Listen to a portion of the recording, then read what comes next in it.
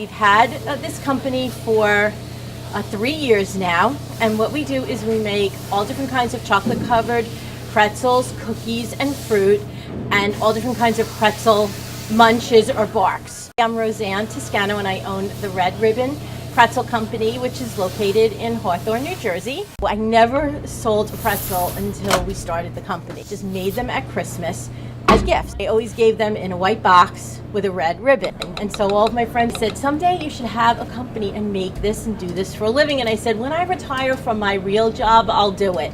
And I just kept saying that, and finally I just did it. I just did it. It was the best thing. I love it. This year we're trying a pumpkin spice chocolate coating. We did cranberries, we did pecans, we did it on a milk chocolate base, and then we drizzled some white chocolate on it, and then we put thinner pretzel sticks in there. We try to always use a pretzel in any of our chocolate barks. Since we are a pretzel company, I try to put in a pretzel wherever we can. We're always trying to come up with new ideas and things that are really complementary to the pretzels. We thought we would try caramel apples. Our first attempt, not so good.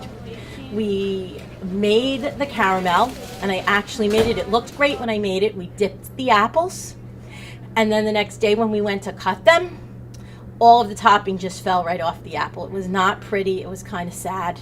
They looked beautiful, but once we cut the apple, that was the end. Topping was like all over the place.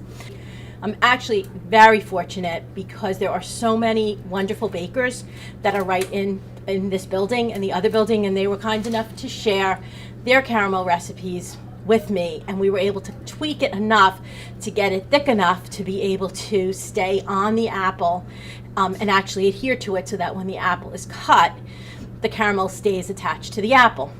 We started this company thinking that we would be making favors for parties, that it would be very small, especially to start, and that we'd be maybe working out of a part-time space.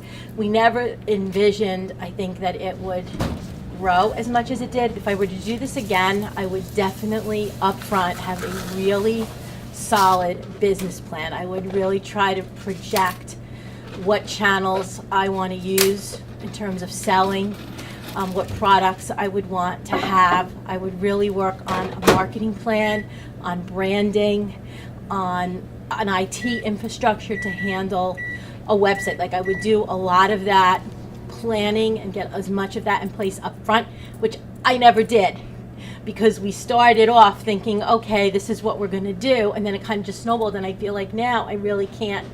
It's so hard to catch up. We get a lot of calls, phone orders, and we're working on our internet. So our internet site, you can see the product, but not order it.